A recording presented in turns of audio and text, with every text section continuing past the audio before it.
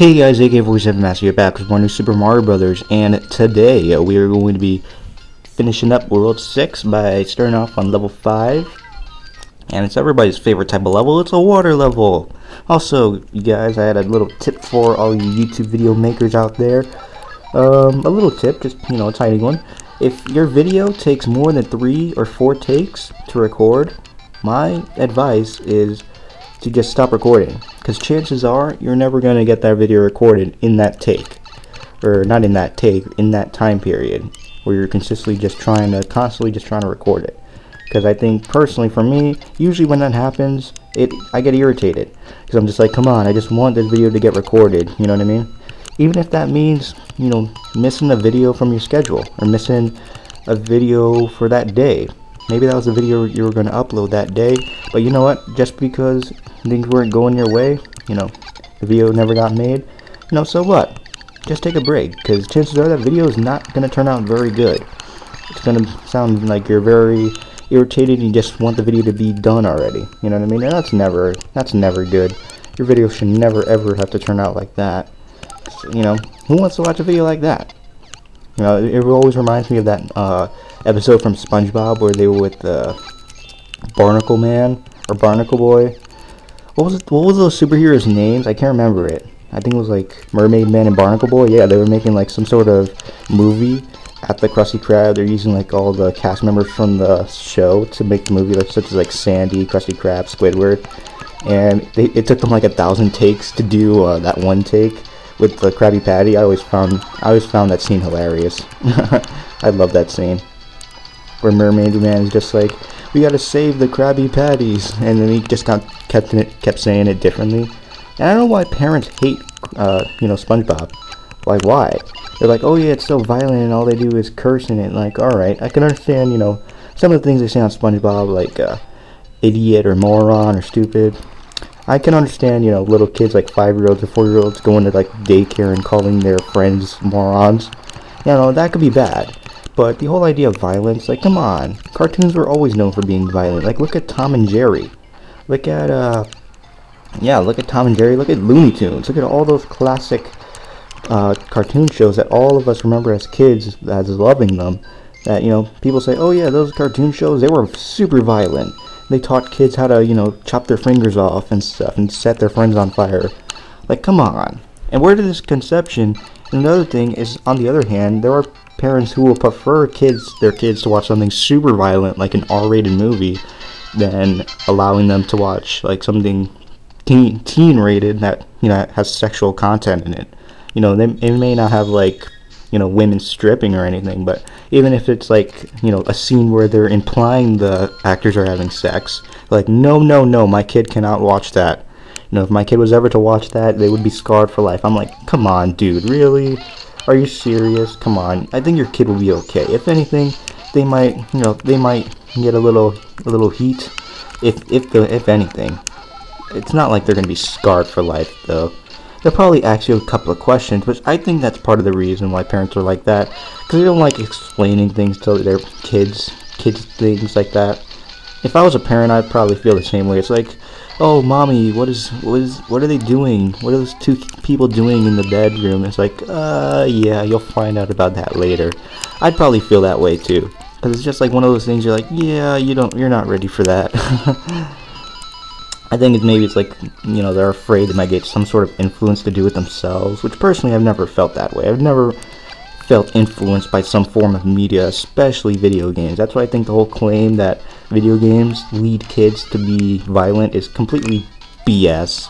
I feel like I should say the word just to show my expression for it, because I think it's complete BS that parents would even think that. Obviously if a kid's doing something, it's not because of the video game didn't influence them to do it. Chances are something that's more realistic, like a movie. Yeah, a movie might influence a kid to do it more because it's actual people in getting hurt. Obviously most of it is computer effects, but still, to a kid that looks freaking real. Like, what are some of the scariest horror movies you'll ever watch in your life are the movies you watch when you're a kid, because you think it's real, and that sticks with you for life, even if you know it's not real as an adult. In some way, shape, or form, it'll still affect you. You know what I mean? But that's my little rant on that, on, you know, why violence over sex. Personally, I don't really care if it was either way, because I'm like 16. In 2 years, I'll be a full-grown adult. Or technically, by society, I will be a full-grown adult. Personally, I think I still have a lot of maturing to do, because I'm a pretty immature person. But still, in society's eyes, I'll be a full-grown adult, you know, in 2 years from now. Even though, you know, I still make prank phone calls and I do other immature things like that. I was actually doing a lot of prank phone calls yesterday. Just being a little troll on the phone. Half of that stuff I would never ever say in real life. I don't know what it is. I know I'm sorry, I'm a kind of a jerk. You know, in real life, if I actually met the person, I'll be like, you know, sorry, maybe, I don't know. I don't know if someone would ever apologize to a prank call. I probably wouldn't. I don't know why I'm lying on the camera or in the video.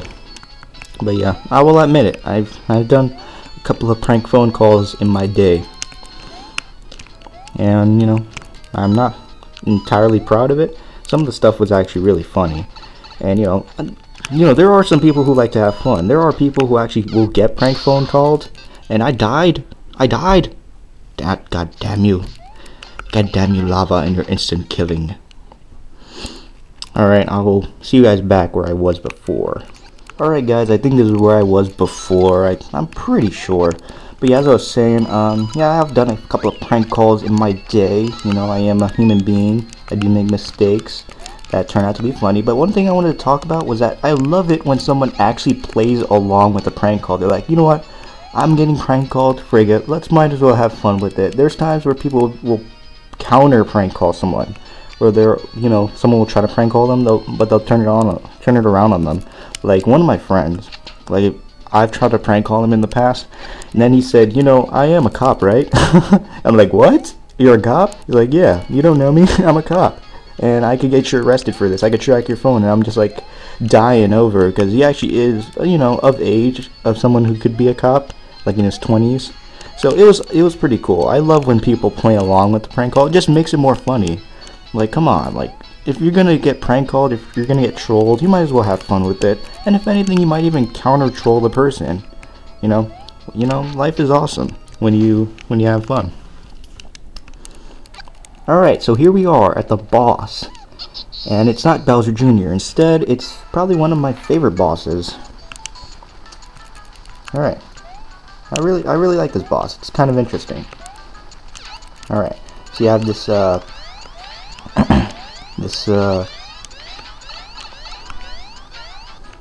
actually no, if you become Small Mario, I would recommend staying as Small Mario here, because it actually does kind of help you, because you can never get hit by the missiles. Or if anything, just do this, just crouch as Big Mario. This is a very easy boss in my opinion. Alright, now let's jump up here and let's bounce on him. God damn it. Alright, and of course, you know, like the hamsters from Super Mario Brothers 3, he will hide if you get on top of him. Alright, let's wait for the right moment. And let's throw this bomb up, and let's make him explode. That does not make him explode. Alright, there we go, we killed him. Yay! Alright. And that is it for World 6, guys. There's Bowser Jr. and Princess Peach. Now they will go off to the final world, World 8. But we will not be going through World 8 just yet. We will be going back to go to the Secret World 7. And I will show you guys how to get there on the next episode. See you guys then.